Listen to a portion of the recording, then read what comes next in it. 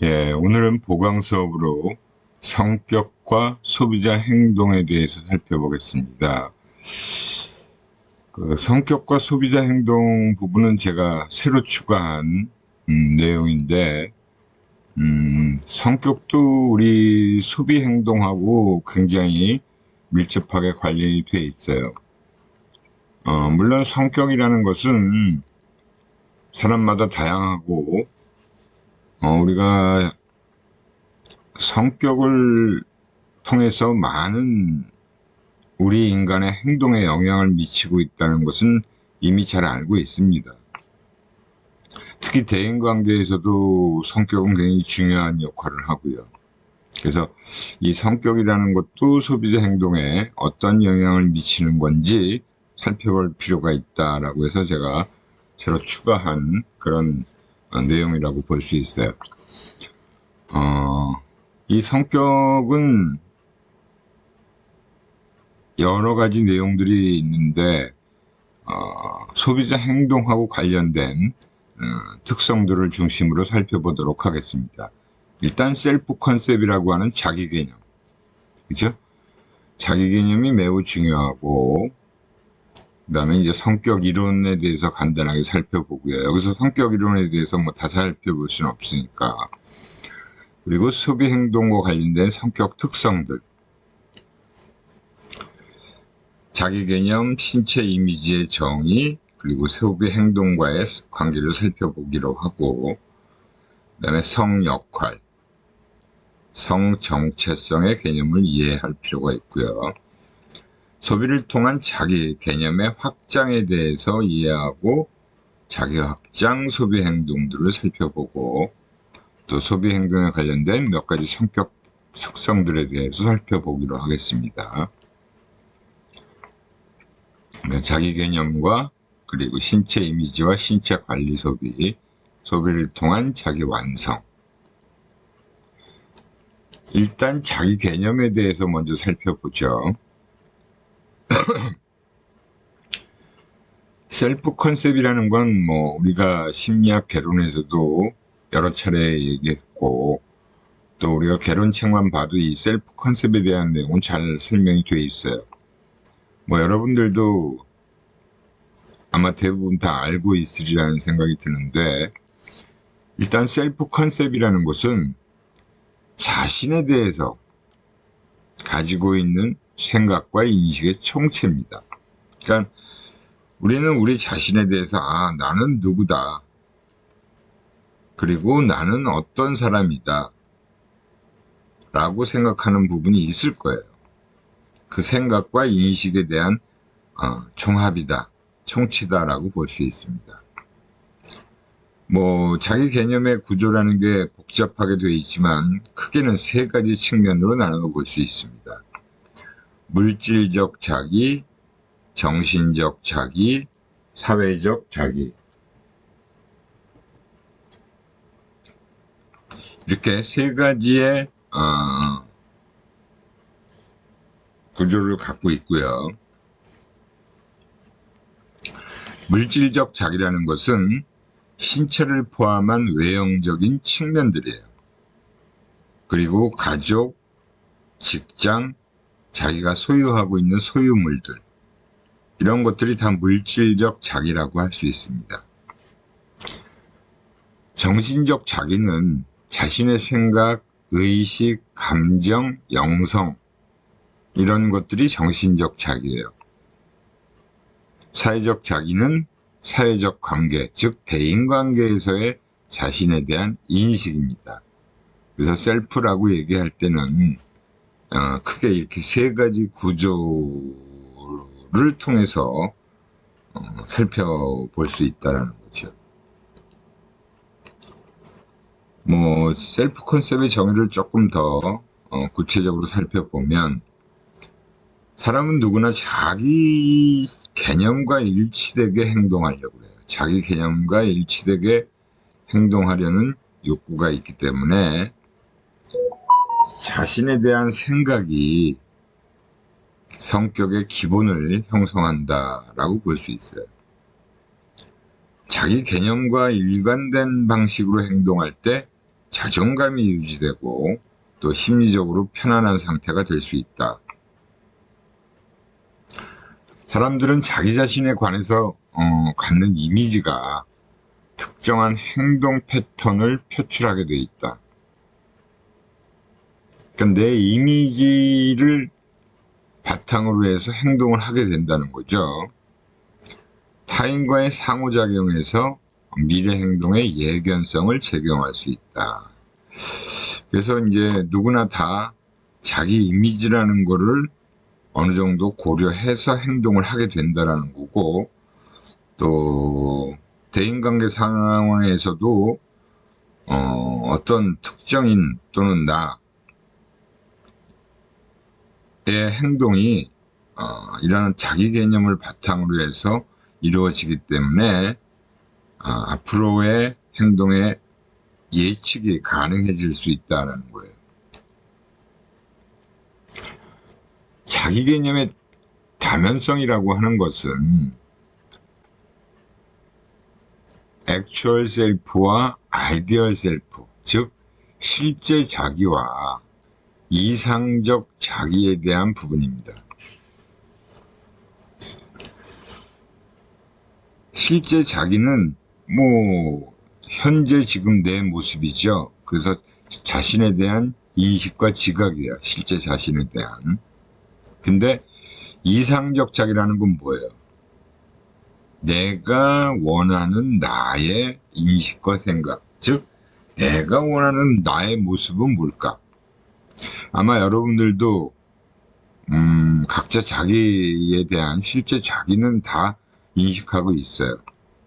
근데 나는 좀 이런 사람이 되고 싶다. 이런 모습으로 좀 내가 행동하고 남들에게 비춰지고 싶다 하는 그런 이상적인 자기도 있을 거예요. 그것은 이제 내가 원하는 나에 대한 인식과 생각이라고 할 수 있습니다.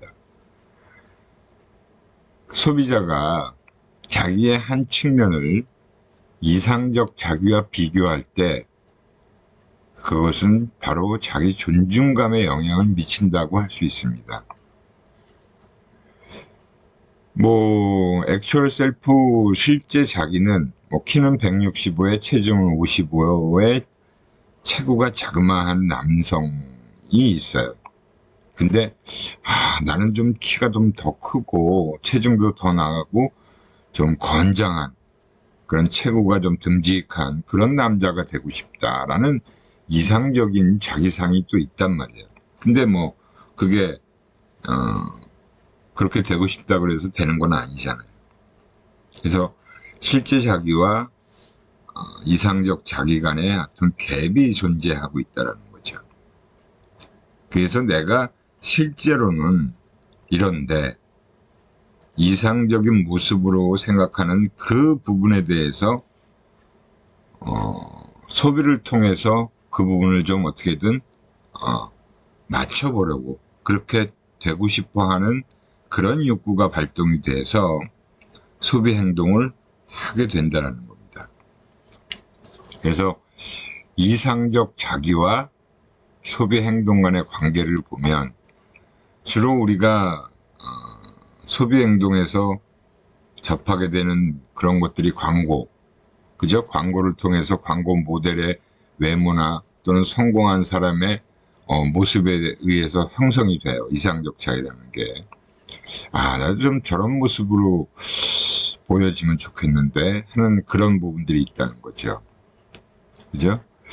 그래서 이상적 자기에 대해서 어느 정도 고려가 될 수 있는 제품들, 화장품, 옷도 여기에 포함되겠죠. 패션 관련된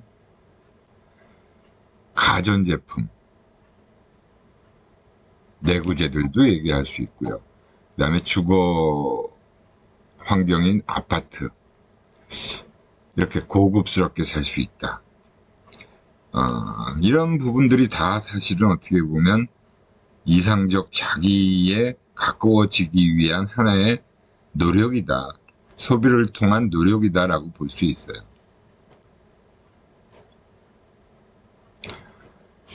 그리고 이제 또 관련된 부분이 사적 자기와 공적 자기입니다.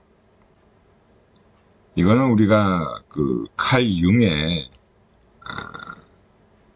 주장에서 나오죠. 우리 인간들은 다 가면을 쓰고 있다. 가면을 쓰고 있다라는 얘기가 많이 있어요. 그래서 혼자 있을 때 개인적인 시간에 자기의 모습과 다른 사람들과 함께 있을 때의 모습이 달라진다라는 얘기를 많이 하잖아요. 그래서 여기서 사적 자기라는 것은 타인이 볼 수 없는 인식의 주체로서의 자기를 얘기하는 거고, 공적 자기는 타인에게 보여지는 자기에 대한 인식입니다. 다른 사람들과 함께 있을 때의 내 모습, 그리고 나 혼자 있을 때의 내 모습은 분명히 차이가 있어요. 그래서 이 옷에 대해서 동양인과 서양인의 인식 차이를 보면, 서양 같은 경우가 아무래도 개인주의적인 자기 개념을 중시하잖아요. 그래서 이런 개인주의적인 성향이 옷 입는 데 나타나는 거예요. 그래서 뭐 나만의 독특하고 내적 특질을 강조하고 개인적 성취를 더 중시하는 그런 개인주의적인 성향이 강해요. 그러니까 뭐 내가 뭐 남들한테 어떻게 비춰지느냐는 크게 중요시하지 않는 거죠. 근데 동양의 경우는 집단주의적인 성향이 강하다 보니까 어떤 나의 정체성을 내가 속해 있는 집단에서 유래한다라고 생각을 하고 그 집단의 성취와 화합을 중요하게 여기는 거예요. 그러다 보니까 우리가 이렇게 그 학교에도 보면 학생들이 다 비슷한 형태의 옷을 입고 다녀요. 이렇게 돋바 같은 것들, 한때 유행처럼 그 학생들 사이에서는 저걸 입고 다녀야 되는 거야. 내가 거기서 저런 걸 안 입게 되면 나만 좀 소외된 것 같은 느낌도 들고, 그리고 내가 속해 있는 그 그룹에서 나만 그 그룹에 속하지 않는 것처럼 느껴지고, 그런 게 이제 바로 공적 자기에 의한 소비가 이루어지고 있다라는 거죠. 그러니까 서양에 비해서 동양이 이런 공적 자기에 대한 생각을 더 강하게 하고 있다라고 볼 수 있어요. 그 다음에 이제 자기에 대한 평가예요. 자기에 대한 평가라는 거는 자기 존중감이죠. 자아 존중감. 셀프 이스팀이라고도 얘기를 하는 겁니다. 근데 이 자기 존중감이랑 자존심은 좀 차이가 있어요. 뭐 우리 개론에서도 그런 얘기들은 다 아마 들어봤을 겁니다. 자아 존중감, 자기 존중감이라는 것은 자기 개념이 긍정적인 것, 자신의 가치에 대한 스스로의 평가예요. 그래서 광고 같은 게 소비자의 자기 존중감에 영향을 미쳐서 구매 의도를 자극한다는 거죠. 광고를 본다는 것 자체가 바로 사회 비교 과정을 일으키는 겁니다. 저런 사람들과 비교를 하는 거예요. 근데 사실은 내가 저 사람하고 똑같아질 수는 없고 내가 저 사람처럼 될 수도 없는데, 광고를 보면 성공한 사람이 저런 걸 입고 다녀, 타고 다녀, 저런 집에서 살아? 그럼 나도 그러고 싶다는 거죠. 그래서 이 광고 모델과 자신을 비교하게 돼요. 특히 뭐 여성들 같은 경우 화장품, 뭐 패션, 그런 제품들이죠. 광고가 그런 것들을 자꾸 촉발시키고 자극시킨다라고 볼 수 있어요. 그리고 이제 신체 이미지라는 것도 굉장히 최근에 뭐 국내외에서 대부분 보면 이 신체 이미지와 관련된 제품 시장이 많이 커져 있어요. 그래서 바디에 대해서, 물론 요즘은 이제 건강과 관련해서 더 그런 제품들이 많이 나와 있기도 한데, 신체 이미지, 자신의 신체에 대한 주관적인 이미지와 평가가 일단 이루어집니다. 뭐 사람의 외모라는 게 자기 개념에서 꽤 큰 부분을 차지하고 있다라고 볼 수 있어요. 대부분이 일단 내가 어떤 행동을 하고 말하는 것보단 드러나는 게 외모잖아요. 그렇다 보니까 신체 이미지에 대한 부분도 굉장히 영향력이 크다라고 볼 수 있고, 신체 이미지는 주관적으로 형성되고 사실은 실제 자신의 모습과는 다를 수도 있어요. 그리고 왜곡이 일어나기도 한다라고 볼 수 있고요. 그래서 신체 이미지 왜곡 지각의 문제는 남성보다 여성이 더 심각하다. 그러니까 여성들이 이제 특히 이제 홈쇼핑 같은 데 보면 주부들도 그렇고, 그 홈쇼핑에서 어떤 옷이나 화장품이나 이런 것들을 보면 뭐 굉장히 멋있어 보인단 말이에요. 아름다워 보이고. 나도 저 제품 쓰면 저렇게 될 거야 라고 생각을 하는 거죠. 근데 거기서 이제 우리는 착각을 하는 거예요.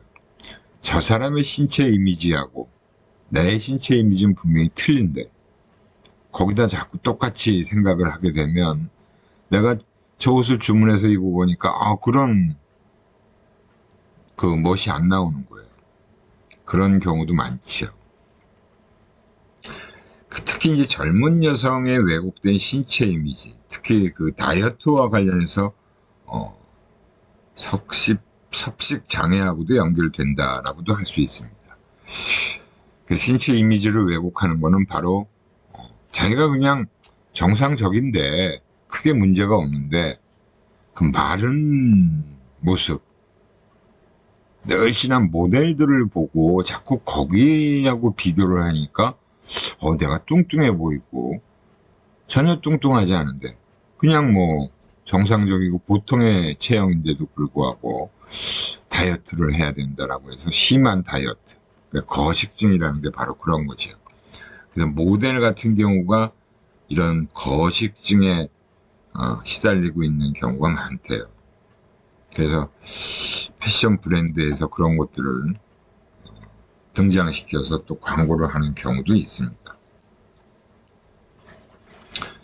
이상적인 신체 이미지, 뭐 여러분들은 자기 신체 이미지에 대해서 어떻게 생각하고 있는지 모르겠지만, 대부분 다 주관적으로 형성하게 되고 있는 이상적인 모습들이 있어요.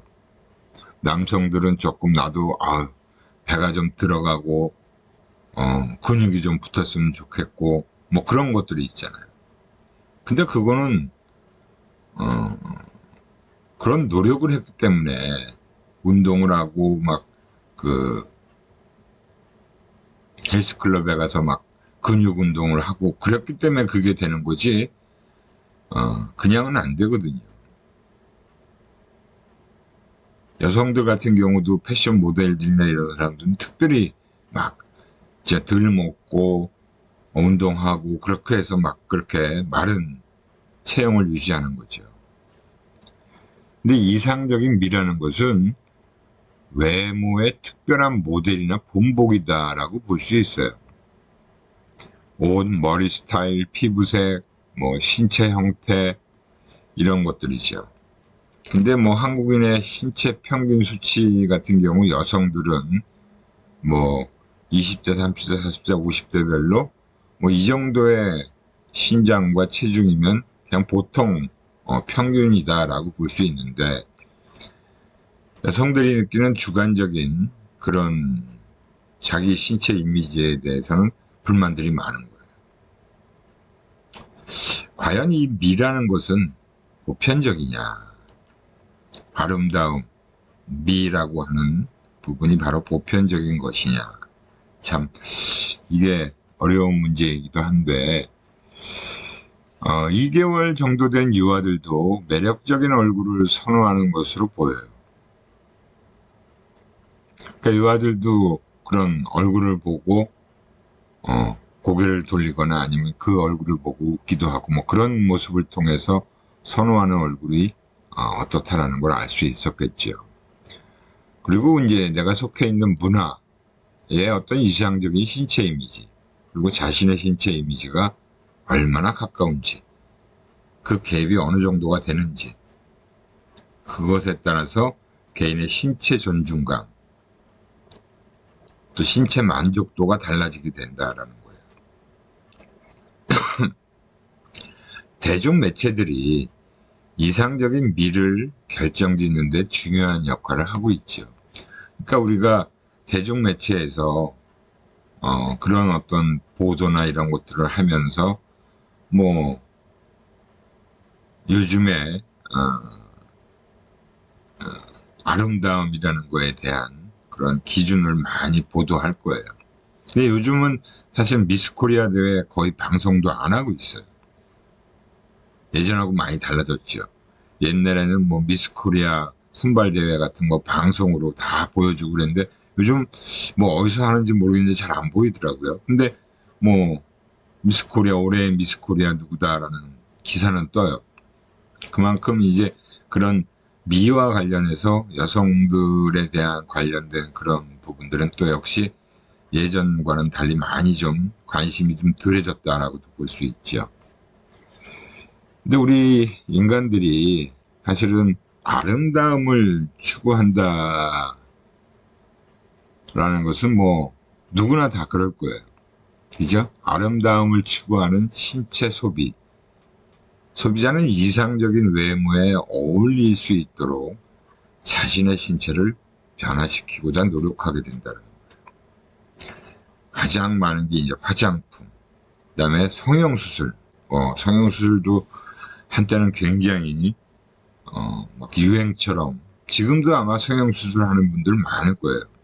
그리고 뭐 취업을 위해서도 성형수술을 하는 그 고등학교 졸업한 학생, 대학생들도 마찬가지로 성형수술하는 케이스가 많았습니다. 뭐 면접 상황에서 아무래도 면접위원들이 남자고 여자고 뭐 처음 접하게 되는 상황에서 얼굴을 보고 신체 이미지를 보잖아요. 그건 뭐 어쩔 수가 없는 거죠. 그래서 근데 사실은 그 신체 이미지를 본다기보다는 사실 반듯한 자세를 보는 건데 사람들은 너무 내가 못생겨서 시험에 떨어진 건가? 라고 자꾸 생각을 하는 거예요. 물론 특정 뭐 직종에 따라 뭐 비서직을 뽑을 때는 사실은 뭐 아무래도 좀 얼굴과 신체 이미지를 볼 수밖에 없겠죠. 하지만 뭐 사무직 뽑고 그러는데 뭐 그런 부분들이 어느 정도 반영은 되겠지만 그게 중요한 요인은 아니지요. 그래서 이런 화장품, 뭐 성형수술, 그 다음에 자기 피부색 바꾸는 뭐 그런 태닝하는 거, 다이어트 음료, 그죠? 많은 제품과 서비스가 외모를 가꾸기 위해서 쓰여진다. 그래서 디톡스, 그죠? 얼굴에 그 주입하는, 그 다음에 이렇게 운동하는 거, 그 다음에 태닝, 이런 것들이 다 많은 광고로 나오고 있습니다. 뭐 아름다움을 추구하는 신체 소비 행동과 관련된 기사도 많았죠. 청소년에까지 성형 부추기는 사회다. 그죠? 그 수험생, 대학생들을 대상으로 한 고등학생까지도 성형외과에서 그런 이벤트를 보이고 있었다는 거죠. 그래서 의료용으로 사용되던 보톡스라는 게 미용 목적으로 남용되고 있다라는 기사를 내보낸 거예요. 그러니까 연예인들 보면 뭐 얼굴 항상 뽀얗고 이렇게 토실토실하고 그저 피부에 윤기가 흐르고 막 그런 모습들이 나오잖아요. 뭐 기업의 인사 담당자들도 외모를 본다 이런 얘기까지 나오니까 사실은 성형을 하는 경우가 굉장히 많다라는 거죠. 국가별로 이 성형시술 받는 건수를 보니까 우리 한국이 가장 높아요. 사실 참 우리나라가 한때는 굉장히 그런 부분들이 뭐 지금도 그런 게 아주 없다라고는 볼 수 없죠. 결국은 소비를 통해서 뭔가 자신의 부족한 부분을 채우려고 하는, 소비를 통한 자기 완성이라는 부분들이 실제로 그렇게 일어나고 있는 거예요. 거울에 비친 자기, 루킹 글래스 셀프다. 우리는 매일 아침마다 세수하고 그럴 때 거울을 보잖아요. 근데 타인이 보는 자신을 자꾸 생각하는 거예요. 그래서 남들에게 보여지는 옷이나 차, 보석, 가방, 시계 이런 부분들은 외부로 드러나는 제품들이기 때문에 타인에게 비춰지는 자신의 인상을 형성하는데 사실은 다 영향을 미치고 있다는 거죠. 그래서 소비자들은 자기 개념을 유지 또는 향상시킬 것이라고 생각하는 제품을 선호하게 돼 있어요. 내가 저 옷을 입으면 좀 덜 뚱뚱해 보일까? 내가 저 옷을 입으면 좀 덜 말라 보일까? 뭐 이렇게 생각하는 거죠. 저 화장품 쓰면 내가 저렇게 이뻐 보일까? 뭐 이렇게 생각하는 거예요. 남자들의 경우는 저 차를 타면 내가 좀 있어 보이지, 나를 좀 성공한 사람으로 봐줄 수도 있을 거야, 이런 생각도 하고요.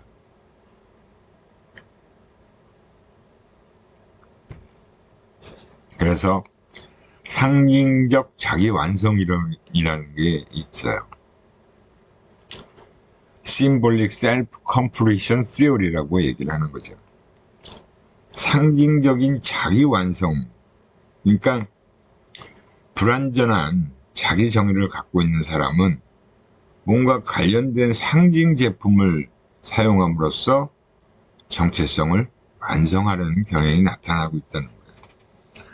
소년들은 남자다움을 발전시키는 제품, 소녀들은 화장으로 여성성과 아름다움을 완성시키려고 애를 쓴다는 거죠. 결국 이 소비를 통한 자기 완성이라는 것이 점점 더 사실은 확장되고 있다라고 볼 수 있죠. 그 브랜드가 상징적 상호작용의 대상으로 기능하기 위한 조건들은 몇 가지가 있어요. 일단 브랜드, 그래서 우리가 요즘 보면 옷도 예전엔 태그가 다 이렇게 옷 속에 있었는데 옷 밖으로 그 태그를 살짝 바느질 해놓은 것들도 있어요. 그죠? 브랜드를 사용하는 것이 일단 남의 눈에 띄어야 된다. 가치성이 높아야 된다. 브랜드를 사용하는 사람들 간에 일단 변산성이 있어야 된다. 변화되는 부분도 나타나야 된다는 거죠. 고유의 특성과 개성을 지녀야 된다. 그래서 우리가 사실은 명품, 좀 뭔가 희소성의 가치, 이거 우리나라에 20개밖에 없는 한정판이래. 그러면 또 사람들은 굉장히 특별한 걸로 생각을 하게 되고, 특히 나이키가 그런 이벤트를 많이 하죠. 한정판 운동화. 그러면 또 엄청들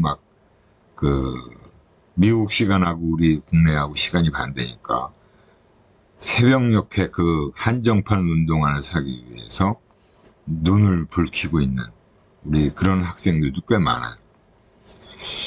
아무튼 이런 상징적인 제품이라는 것이 소비자의 어떤 자기 개념과 타인들, 특히 이제 중고 집단이라고 하는 타인들 간에 다 연결되어 있는 거죠.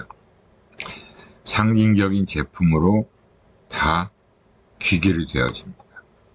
참, 어떻게 보면 참 슬픈 현실인데 소비자들이 이런 식으로 소비를 하고 있다는 거.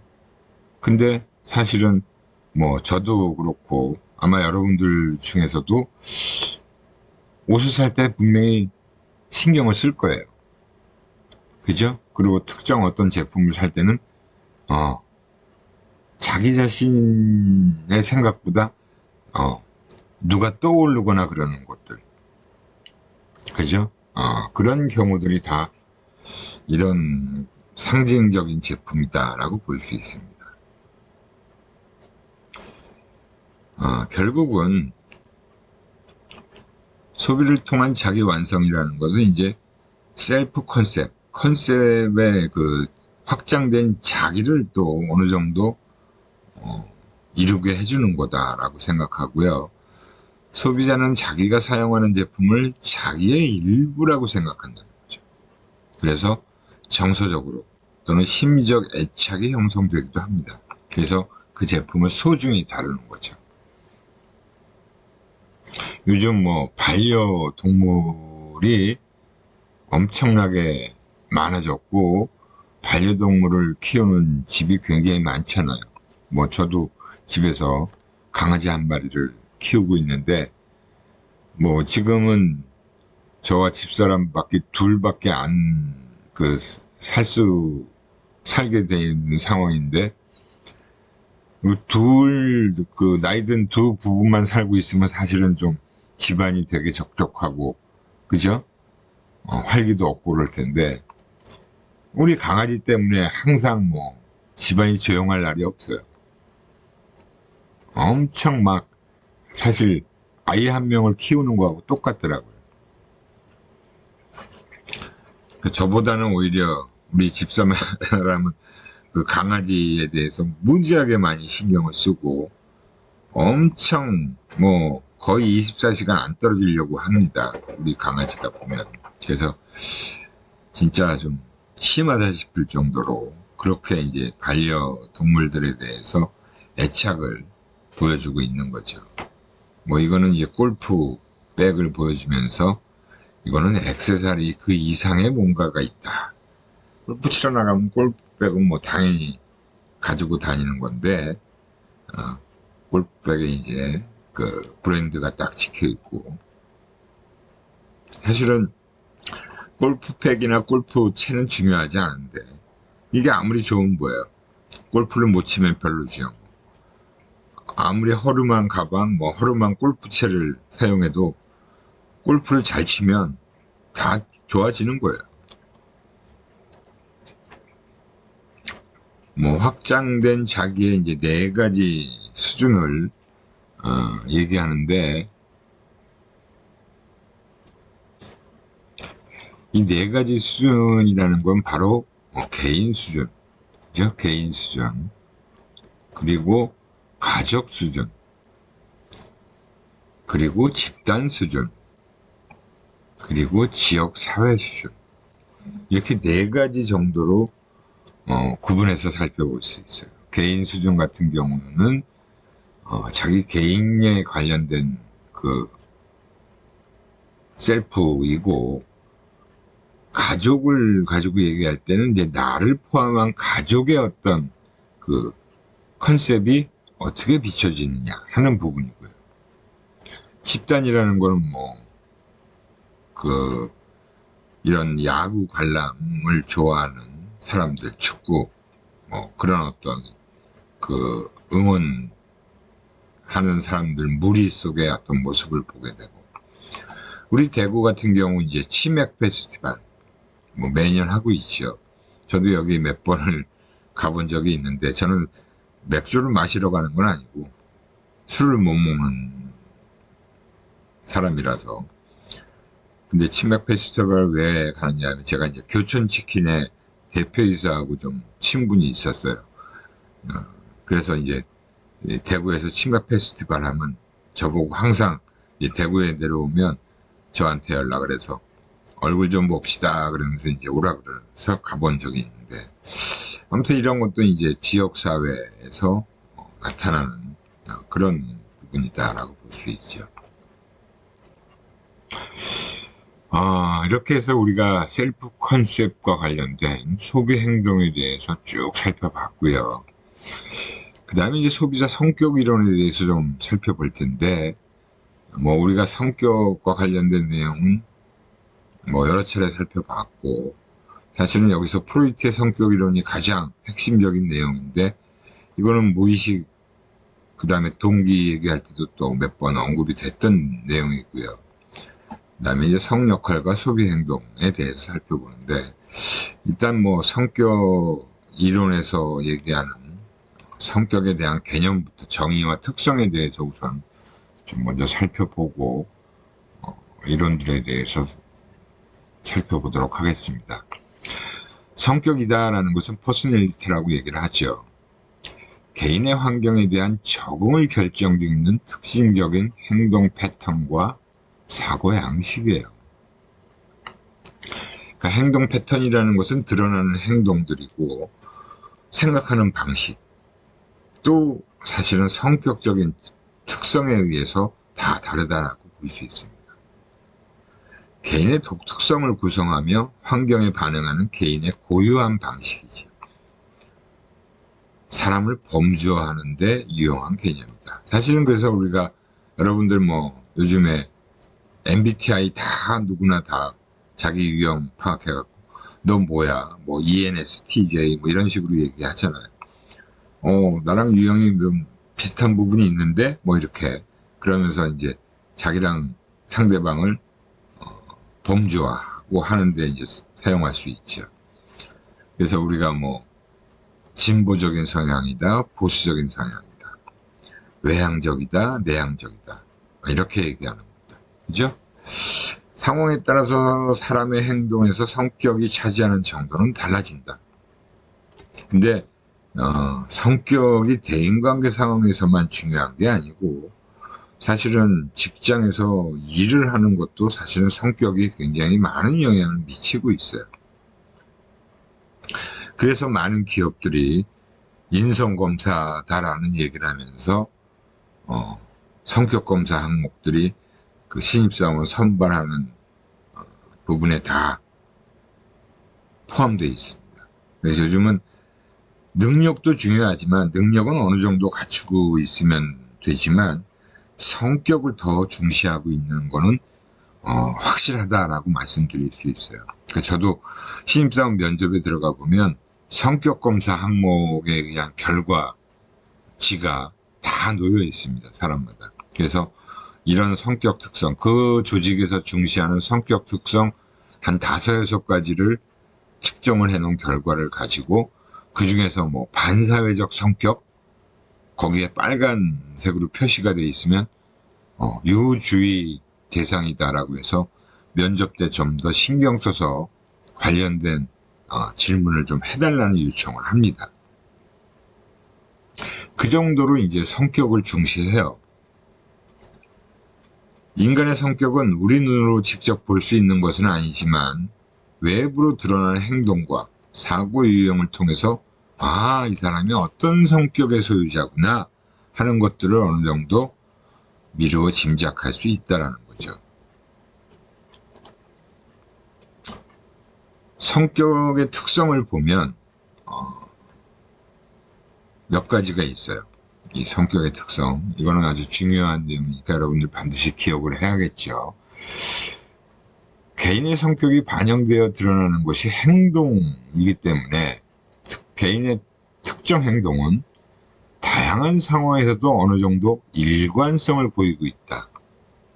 성격은 우리가 보통 3살 정도에 형성이 되어진다 라고 프로이트가 얘기를 했죠. 우리나라 속담에도 3살 버릇이 80까지 간다 라는 얘기도 있어요. 그렇기 때문에 성격이라는 것이 한번 형성되면 좀처럼 잘 바뀌지 않습니다. 일관되게 나타난다는 거죠. 단기적인 것이 아니라 비교적 시간에 걸쳐 안정성을 보이는 특성이다라고 볼 수 있고요. 특정 개인과 타인을 구별해주는 고유한 특성이기도 하고, 성격이 비록 안정적인 것이라 하더라도 또 상호작용을 해요. 상황과. 그러니까 어떤 경우에는 성격 특성이 분명히 있는데 상황에 따라서 그것이 조금 달라지기도 하는 거죠. 소비 상황으로 보면 본인 제품을 살 때는 이 혁신 성향이 강한 소비자예요. 근데 선물할 때는 완전히 새로운 혁신 제품을 선물로 구매하지는 않게 되겠죠. 왜? 선물은 받는 사람이 누구냐에 따라서 다르게 결정되는 거니까 거기서는 자신의 특성이 반영되지 않잖아요. 물론 그 사람에게 주는 선물을 고를 때도 자기의 성격 특성이 반영되기도 해요. 근데 혁신 성향이 강한 소비자가 선물하는 제품으로 혁신 제품을 잘 하기는 쉽지 않다라는 거죠. 성격의 보편적 특성을 측정했다고 해서 그 개인의 행동을 정확히 예견하리라고는 기대할 수 없다. 뭐 성격 파악했다 그래서 저 친구가 성격이 이러니까 이럴 때 이렇게 행동할 거야 라고 100% 예측할 수는 없다라는 겁니다. 상황에 따라서 분명히 달라질 수 있는 부분이 작용하기 때문에, 그래서 성격과 구매 행동 간의 단순한 자극 반응 연결은 존재하지 않는다라고 볼 수 있고요. 상황이나 환경의 영향력이 크기 때문에 그렇다라고 볼 수 있습니다. 그래서 대표적인 이제 성격 이론이다라고 하는 부분은 역시 뭐 프로이트의 성격 이론이에요. 뭐 우리가 동기 얘기할 때도 프로이트의 동기 이론, 무의식적 동기를 얘기했잖아요. 근데 성격 이론에서도 프로이트가 주장한 이 세 가지 요소, 정신 역동 이론이라고 불리고 있고, 이 세 가지 요소는 매우 중요한 부분이다. 원초와 자, 초자, 이드, 에고, 슈퍼에고, 이 세 가지의 역동성에 의해서 성격이 다 형성되게 돼 있다는 거죠. 이 세 가지 구성 요소들 간에 발생하는 갈등과 욕구에서 성격이 형성된다라고 얘기를 하고 있어요. 이드라는 것은 즉각적인 욕구의 만족을 지향해요. 추구하는 거죠. 그래서 쾌락 원리에 입각해서 작동되어진다. 우리 인간은 원래 쾌락을 추구하는 존재예요. 쾌락은 없고 고통을 피하는 행동을 추구하게 돼 있죠. 비논리적이고 현실을 고려하지 않으면서 무의식적인 행동을 보여주는 거예요. 그게 이드에 의해서 그렇게 작동되어지는 거고요. 에고는 이드와 슈퍼에고를 중재하는 역할을 해요. 그래서 현실 원리에 입각해서 작동되어진다. 본능적 욕구를 충족시키는 환경이 될 때까지 욕구를 지연시키게 된다. 그 점 참게 하는 거죠. 우리 인간이 뭔가 지금 충동이 일어났어요. 이거 하고 싶어.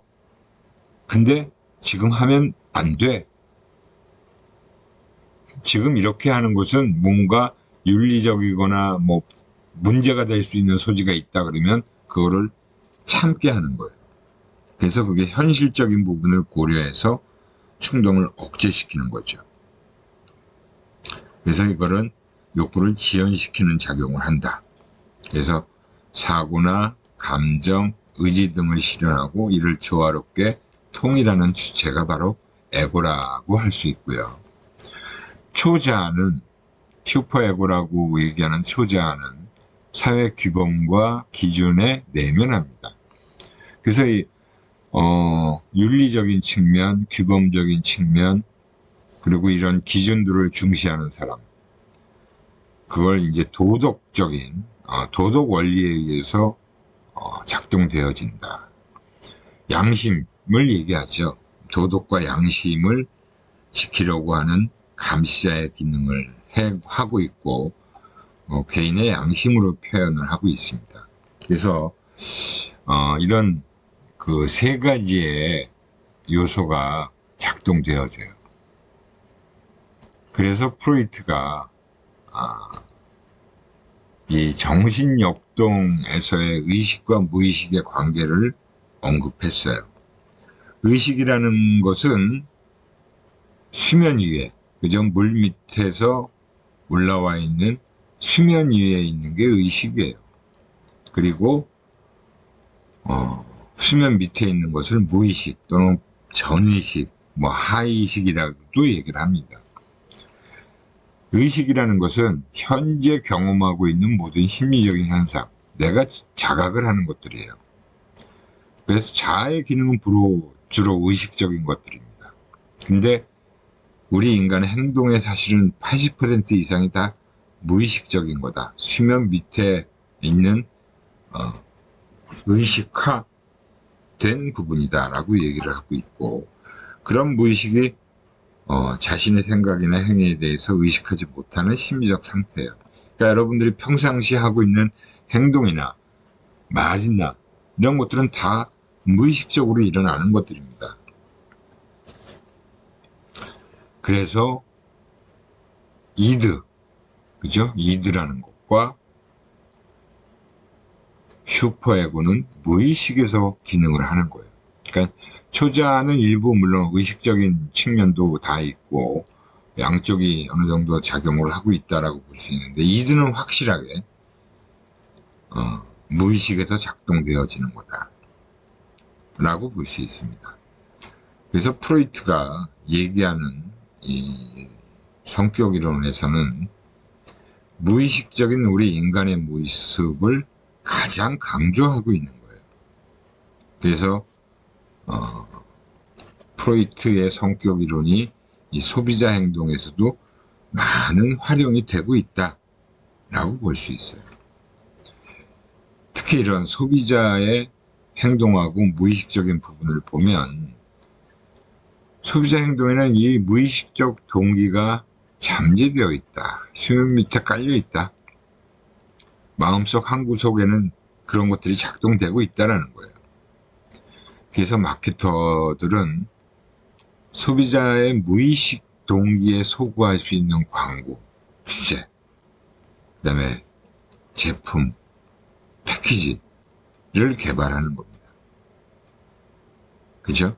그래서 그러한 무의식적 구매 동기를 자극하는 상징과 환상을 확인하기 위해서 정신분석학을 이용한다. 리비도라는 게 바로 프로이트가 주장한 성적 에너지를 얘기하는 거죠. 우리 인간의 성적인 충동과 욕구를 자극하는 원천이 바로 리비도예요. 그 리비도는 물론 한정돼 있다 그랬죠. 한없이 무한정은 아니에요. 그래서 리비도를 흥분시켜서 판매를 촉진하는 그런 성적 상징물들을 많이 사용한다. 물론 성적 상징물들이라는 건 바로 인간의 신체를 가지고 활용하는 경우죠. 여기 버거킹 광고인데, 이 버거킹 햄버거하고 이렇게 여성의 비키니 수영복만 걸치고 있는 여체하고 사실은 무슨 관계가 있겠어요? I will blow your mind away, 이런 식의 이제 카피가 들어가 있고 거기에 여성의 얼굴이 또 등장해요. 참 이런 거 보면 햄버거 광고에 여체를 등장시켜? 전혀 상관없을 것 같은 그런 건데 햄버거 광고를 하고 있고, 또 자동차 광고도 하고 있고요. 우리가 지난번 무의식적 동기 얘기할 때 봤던 사례들이 다 무의식적인 부분을 활용한 거죠. 그러니까 이 성격 이론 측면에서도 이런 부분이 활용되고 있다는 것을 얘기하고 있는 겁니다. 예, 오늘은 이 정도로 하고요. 다음 시간에 이어서 후반부와 관련된 내용들을 살펴보도록 하겠습니다. 예, 수고들 많이 하셨어요.